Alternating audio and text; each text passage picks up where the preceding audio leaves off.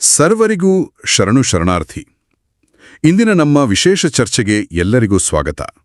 ನಾವಿವತ್ತು 12ನೇ ಶತಮಾನದ ಮಹಾನ್ ಕ್ರಾಂತಿಕಾರಿ ವಿಶ್ವಗುರು ಬಸವಣ್ಣನವರ ಒಂದು ಚಿಕ್ಕ ವಚನದ ಬಗ್ಗೆ ಆಳವಾಗಿ ಮಾತಾಡೋಣ. ಆದರೆ ಮಾತುಕತೆ ಶುರು ಮಾಡೋ ಮುನ್ನ ಒಂದು ಸಣ್ಣ ವಿನಂತಿ. ನಮ್ಮ ಈ ಪ್ರಯತ್ನ ನಿಮಗೆ ಇಷ್ಟವಾದರೆ ದಯವಿಟ್ಟು ನಮ್ಮ ಬಯಲನೆ ಬಿತ್ತಿ ಯೂಟ್ಯೂಬ್ ಚಾನೆಲ್ಗೆ ಚಂದಾದಾರರಾಗಿ. ಸರಿ, ಹಾಗಾದರೆ ಮೊದಲು ಆ ವಚನವನ್ನು ಒಮ್ಮೆ ಪೂರ್ತಿಯಾಗಿ ಕೇಳೋಣ. ಆಮೇಲೆ ಅದರ ಒಳಗಿರುವ ಅರ್ಥವನ್ನು ಒಂದೊಂದಾಗಿ ಬಿಡಿಸಿ ನೋಡೋಣ. ಖಂಡಿತ. ಆ ವಚನ ಹೀಗಿದೆ: ಎತ್ತ ನೋಡಿದಡತ್ತ ನಿಮ್ಮ ತೇಜವನೇ ಕಾಬೆನಲ್ಲದೆ ಮತ್ತೊಂದು ಕಾಣೆ, ಎನ್ನ ಚಿತ್ರ ನೋವಲ್ಲಿ ನೊಂದಲ್ಲಿ ನೆನೆವಲ್ಲಿ ನೀನೆಪ್ಪೆಯಾಗಿ, ಬೆಳಗಿರಲು ಕತ್ತಲೆಯುಂಟೆ ಕೂಡಲ ಸಂಗಮದೇವಾ. ಹಾ, ಕೇಳಲಿಕ್ಕೆ ತುಂಬಾ ಸರಳವಾಗಿ ಒಂದು ರೀತಿ ಅನುಭವದ ಮಾತಿನ ಹಾಗೆ ಇದೆ. ಅಂದ್ರೆ ಎಲ್ಲೆಲ್ಲೂ ದೇವರನ್ನೇ ನೋಡ್ತೀನಿ ಅಂತ. ಆದರೆ ಬಸವಣ್ಣನವರ ವ್ಯಕ್ತಿತ್ವ ನೋಡಿದ್ರೆ ಅವರು ಯಾವುದನ್ನೂ ಇಷ್ಟು ನೇರವಾಗಿ ಹೇಳುವರಲ್ಲ ಅಲ್ವಾ? ಈ ತೇಜ ಅನ್ನೋ ಪದಕ್ಕೆ ಬೇರೆ ಏನಾದರೂ ಅರ್ಥದ ಪದಗಳಿರ್ಬೋದಾ? ಅತ್ಯುತ್ತಮವಾದ ಪ್ರಶ್ನೆ.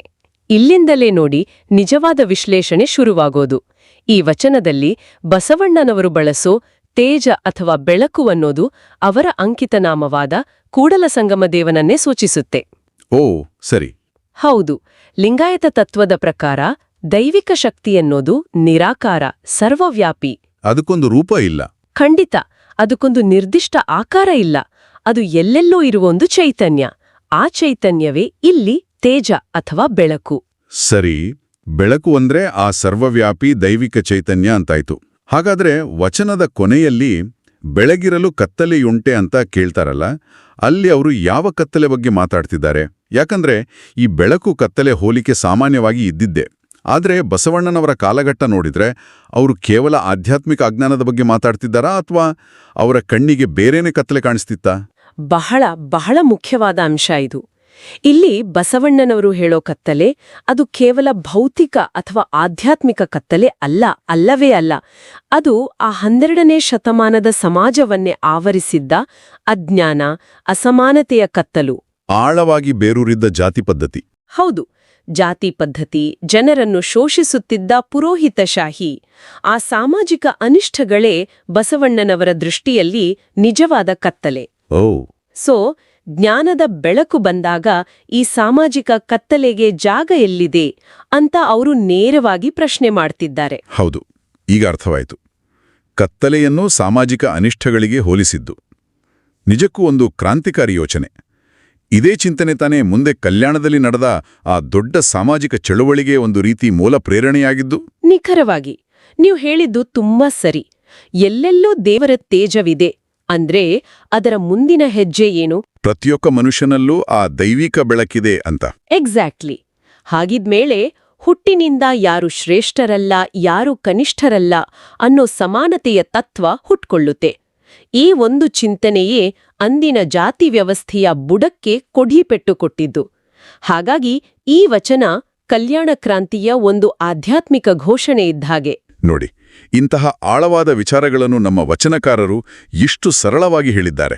ನಮ್ಮ ಈ ಪ್ರಯತ್ನಕ್ಕೆ ನಿಮ್ಮ ಬೆಂಬಲ ತುಂಬಾನೇ ಮುಖ್ಯ.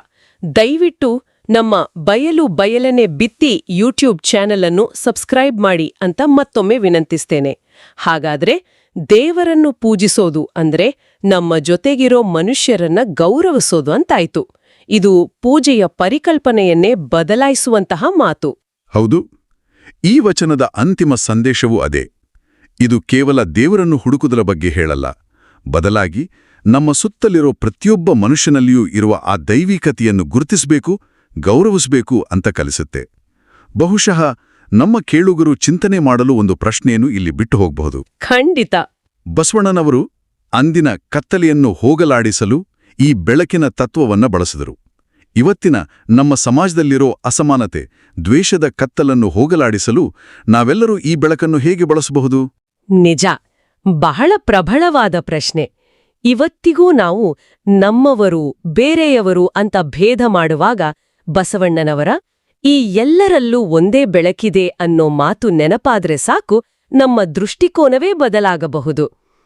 ನಮ್ಮ ಈ ಎಲ್ಲ ಚರ್ಚೆಗಳಿಗೆ ಸದಾ ಮಾರ್ಗದರ್ಶನ ನೀಡುತ್ತಿರುವ ಕಾಯಕ ಫೌಂಡೇಶನ್ ಹಿರೇಬಾಗೇವಾಡಿ ಸಂಸ್ಥೆಗೆ ನಮ್ಮ ಹೃತ್ಪೂರ್ವಕ ಧನ್ಯವಾದಗಳು.